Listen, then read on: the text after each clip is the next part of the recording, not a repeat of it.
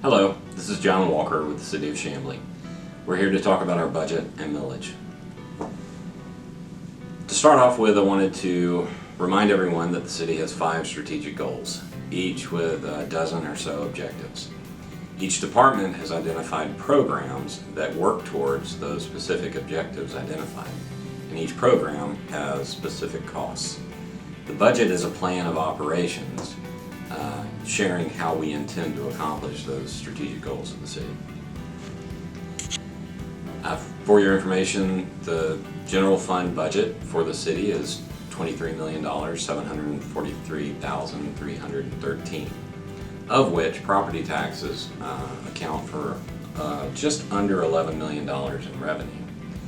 And that is established with a millage rate of 6.25. The 2020 adopted general fund budget anticipated a 6.25 millage rate, the same as in 2019. We did include a new homestead exemption of $50,000 this year, which is up $20,000 from previous years. So that did result in a reduction in the amount of money we expected from property taxes. Overall, throughout the city, due to DeKalb County's reevaluation of properties, existing homestead properties increased in value by an average of about 10% last year. The result is that the average home price or home value in the city of Chamblee is $324,247. And that home would pay roughly $17.61 more in taxes with the same millage rate this year versus last year. For non-homestead exemption properties, these would be businesses or properties perhaps used as rentals. You have an average value of just over $1.3 million, and those would see a $116 increase with the same millage rate as last year. I did want to talk a little bit about recent budget amendments. The city did change our budget. We reduced our budget by about 10% last month, and I wanted to talk about that. That was due, of course, to the impact from COVID-19. We've seen several impacts from the coronavirus. First of all, hotel motel taxes are down 30%, occupation taxes are down 20%, sales tax is down 16%, but I will note that we only have information on that through March, so we still haven't received information related to April or May. Building permits are down 56%. Camps, concerts, recreational leagues, we expect those to be down significantly as we did cancel several camps and programs. And fines and forfeitures are down 40%.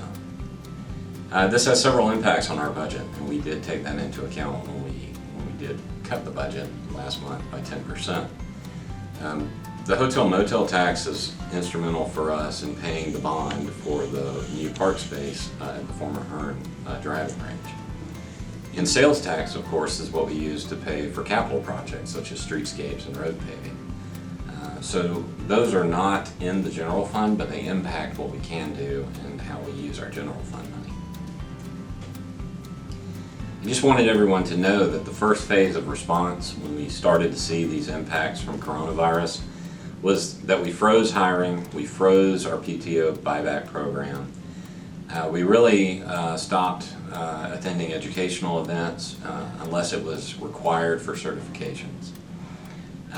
All travel was frozen, all events were essentially canceled or postponed. Capital purchases were canceled until we understood the impacts better. And a lot of the new programs that we had put into the budget at the beginning of the year, or last year when we adopted the budget, we did not move forward with those. We also froze line item transfers. We then went into the second phase of our response, and that was where we decided to cut the budget by 10%. We did also decide to use some of the reserves for the city. We understood that there would be a significant impact from coronavirus, and we estimate about a 22% cut overall in our revenue stream throughout the rest of the year. But we don't want to put the system or the organization in shock by scaling back completely to that 22% cut. So we decided to essentially take half of those needed funds from reserves. We did issue an RFP for banking services and other merchant services, and we have been reviewing all of our contracts. We did cut the budget, as I mentioned, and those cuts included the frozen items that we talked about before. And we also reallocated staff to some of those higher priority programs that I mentioned, using the strategic goals that I mentioned. Right now we're in a watch phase. We are trying to understand more about the impacts on sales tax, and we will revisit our budget again in July once we have all of the revenues for May and June to review. It's important to note our revenue schedule looks like this. Our funds come in throughout the year, but the majority of the money that we take in to fund the government occurs in October and November, and that is the property tax. We do receive some franchise fees in March, and that's why you see an increase there. Prior to coronavirus, we were actually doing slightly above average in our collections. You can see that February was higher than average, and the other 2 months were slightly lower. But in April, you see that our revenues really dipped quite well below what we anticipated. It's important to note that this economic impact has hit us at a point where we expect the lowest amount of revenue. In fact, for the next 5 months, or the 5 months impacted here, we expect those to be our lowest revenue months in general. So expenditure control is going to be crucial during this time. We are hoping that the economy has some time to absorb the impacts of coronavirus and before the end of the year. I want to talk a little bit about our fund balance and the schedule that we have for that. We talked about the revenues that we bring in, and you saw how we map that out over the year. But we've also mapped out how we spend the money for the year, and the result is, with revenues and expenditures, what our fund balance is.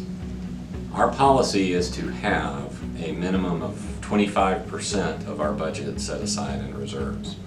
And so we, at the lowest point of the year, and so we have mapped out the year so that we have that 25%, which is roughly $6 million, and that's the orange line you see here. And this includes the general fund, but we also must keep in mind that we also have a sanitation fund and a stormwater fund and other special revenue funds that we watch as well. So you can see we anticipate that our lowest point will be in August, and that's, of course, when we spend our money right before we start to bring in those property taxes. That red dot that you see there is our new anticipated low for this year, based on the impacts that we've seen and based on pulling some of those funds from reserves to get us through this year. We do intend at the end of this situation with coronavirus that we will rebuild those reserves and get back to a situation where we always maintain that minimum 25%. In July, we expect to have data, and we expect to have a little bit more time to understand the impacts of coronavirus. And we know we will have some difficult decisions to make at that point. We are planning to review what the expectations are at that time. We'll look at our strategic plan to determine what programs and services are higher priorities, but we'll also evaluate at the time what we believe has moved in terms of priorities for the city. We'll also be rethinking our capital projects.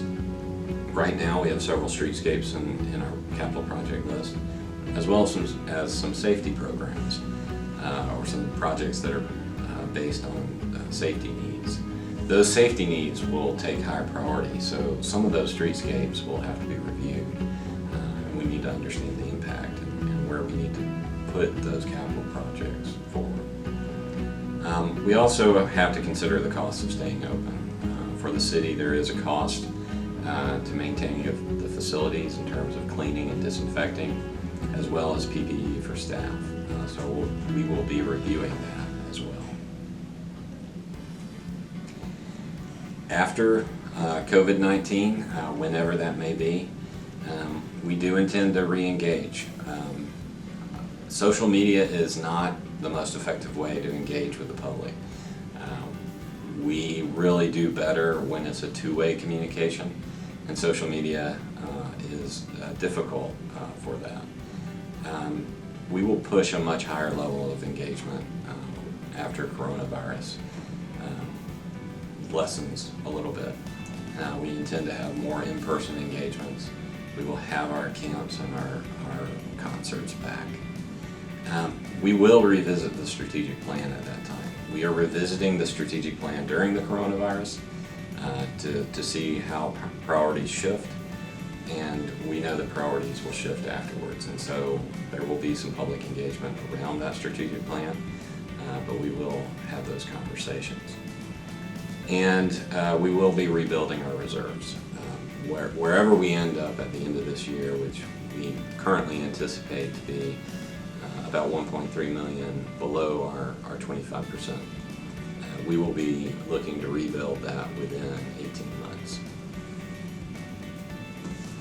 So if you have any questions or comments, you can email me. You can email public comment at chamblyga.gov, and we look forward to hearing from you. This has been a little bit about our millage rate and our current budget situation and the amendments that we've had. I appreciate it.